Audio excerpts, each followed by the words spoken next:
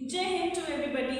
अच्छा, ये जो आज मैं आपसे बात करना चाह रही हूँ, ये जो मैंने ग्राफ बना रखा है, ये सिर्फ मेरे स्टूडेंट्स के लिए नहीं है, ये मेरे तमाम व्यूवर्स के लिए है। बिकॉज कई बार मैं इस हाइपोथेसिस की, इस सर्किल की बात आपसे करती हूँ कि हमारे ज़िंदगी का जो हमारा जीवन है और हमारी कमाई का रिलेशनशिप कैसा है। कई बार आपने मुझे इस बारे में बात करते सुना होगा।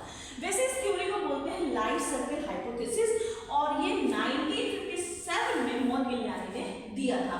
अगर आप देख पा रहे होंगे तो लाइफ और एक्सेस में मैंने लाइफ टाइम को बताया, जिसमें 20 ईयर्स, 40 ईयर्स और 65 ईयर्स का दिखाया जा रहा है। और ये जो ऑपोजिट यू कर्व शेप है, ये हमारी जिंदगी है, हमारी जिंदगी है, यानी धीरे धीरे धीरे धीरे बढ़ती है और धीरे धीरे धीरे धीरे खत्म होती है। ठीक है, अब इसका रिलेशनशिप हमारी कमाई से कैसे है? एक आप देख रहे हैं, जो सीधी लाइन है, ये कंजम्पशन की लाइन है, जिसे पैरेलल लाइन कहते हैं या पैरेलल लाइन कहते हैं, यानी हमारा कंजम्पशन इज देयर। हम चाहे कमाएं या ना कमाएं, whether we will earn or not, consumption must be there. Consumption will never ever become zero. तो इसको समझाने के लिए हमने एक पैरेलल लाइन दे दिया है कि consumption may be there, whether the income will be generated by the people or not, right? इसके बारे में बाद में बात करेंगे। तो आप अगर देख पा रहे हो, ये कंजम्पशन लाइन का और ये लाइफ जो आपकी लाइन है, वहां पर ये जो स्टूडेंट 20 ईयर्स जो होती है, वो स्टूडेंट लाइफ होती है जिसमें हम अर्निंग नहीं करते। उसके बाद जैसे हमारी जॉब लगने लगती है और हमारी इनकम क्या होती है, बढ़ने लगती है। और आप देखिए 40 ईयर्स के आते आते हमारी इनकम जो होती है वो टॉप की होती है। कंजम्पशन ये है, इनकम ये है, तो बाकी का हिस्सा क्या हो गया? सेविंग हो गया। यानी कि y इज इक्वल्स टू, अगर मैं ये बात बोलूं तो क्या कह सकती हूँ, y is equals to s plus c plus s। c is consumption, s for saving.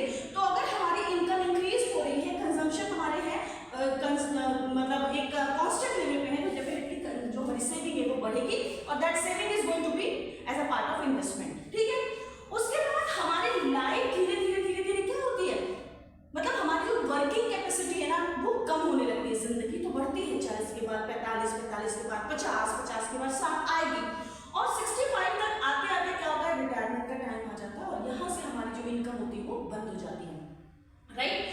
अब ऐसी कंडीशन में हमारी जो सेविंग होगी निगेटिव हो गई, क्योंकि कंजम्पशन ऊपर आ गया और हमारी इनकम नीचे, तो यानी कि हम सेव नहीं कर पाते। अब ये थ्योरी जो है, ये अपोजिट व्यू थ्योरी हमें क्या समझाती है?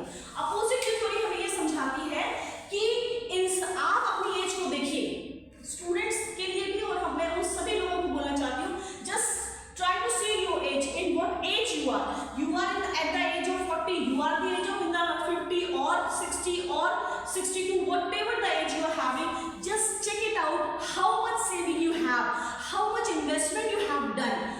Still, this is the theory which is given by Montgomery in 1957 itself, but it says a lot of thing कि हमें अपने कंजम्पशन पैटर्न पर ध्यान रखते हुए सेविंग को इंक्रीज करना चाहिए, then only our retirement will going to be very happily. So this is all about life circle hypothesis, and it also says opposite U curve theory, which she says that life में peak आता है जहां आपको maximum earn करना चाहिए। Don't depend on one sources of earning, just try to get all the and multiple resources for earning, and money matters a lot. I hope you understand what I am trying to tell you. Jai Hind, keep it up.